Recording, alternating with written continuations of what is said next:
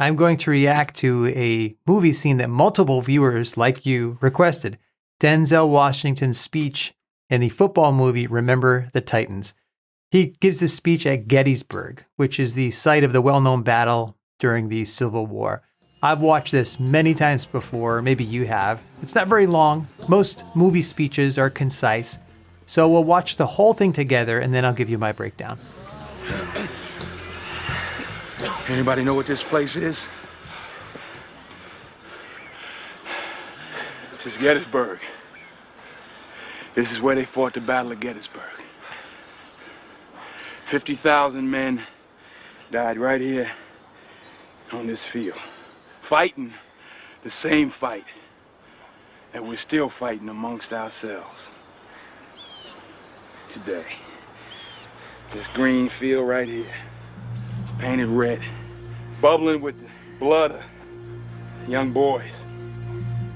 Smoke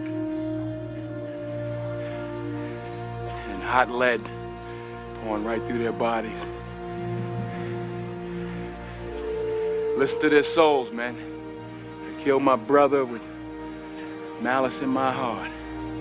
Hatred destroyed my family. You listen. You take a lesson from the dead. If we don't come together right now on this hollow ground, we too will be destroyed. Just like they were. I don't care if you like each other or not, but you will respect each other.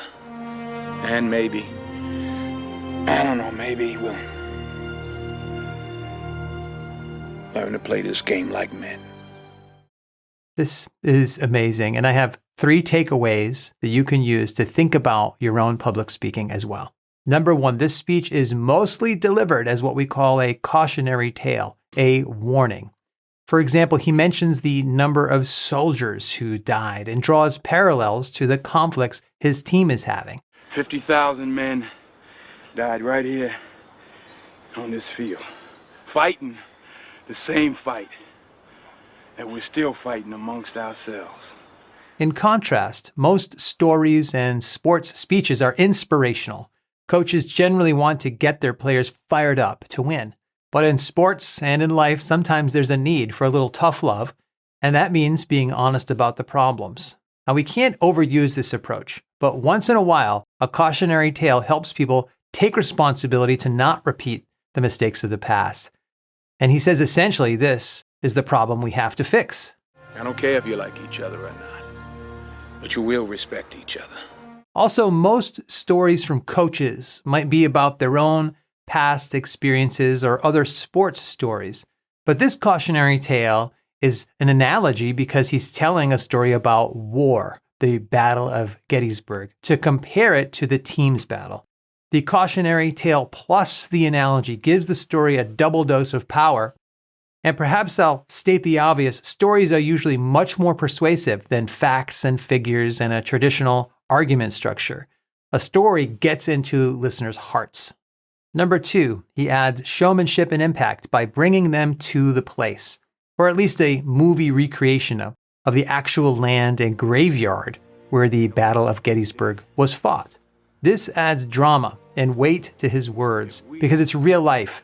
The players are standing on the battlefield. In contrast, these same words would not have the same level of impact if he had given the speech in a gym or a locker room, which was out of context. Now, you can't usually bring your listeners outside like this, but I've seen similar approaches to this in normal public speaking situations. For example, we sometimes see it where a speaker will be telling a story about a special person who meant a lot to them. Maybe it was their hero. And then at the end of the story, they will reveal that that person is in fact in the room and they'll have that guest stand up. That's showmanship at its best.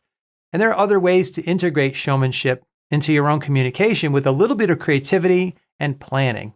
You just have to think about how you can enhance your message. For example, you might do something as simple as showing an image, a powerful image, and that can really enhance your message much more than the words alone. Number 3, Denzel's character paints a vivid picture with colorful language by describing the scene to bring them back to the day and put his listeners into the middle of the action.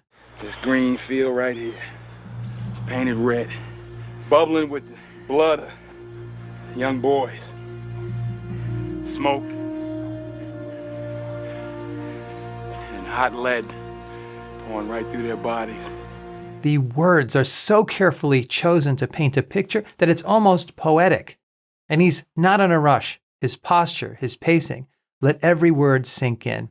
And of course, the movie makers give Denzel a lot of help by showing the fog and the gravestones, and there's music in the background. But his words, timing, and tone carry most of the emotional load. I also noticed that he uses what sounds like a quotation that may have come from a letter from one of the soldiers who later wrote that. Listen to their souls, man. I killed my brother with malice in my heart. Hatred. Destroyed my family. Using the right quotation in a message can be really powerful because it isn't simply the speaker's opinion. It's the voice of the actual people who were there on the day. Overall, it's a fantastic speech. Denzel Washington is an excellent dramatic actor, one of my favorite, and he brings this moment to life with his credibility and competence. But what else did I miss? That's my question for you. Please leave a comment below about any aspects of the speech that you found especially effective. Now, I'm doing a series on short movie speeches like this. Feel free to take a look at the other videos on my channel and make some suggestions about what other movie moments you'd like me to react to. Until next time, thanks, God bless, and I will see you soon.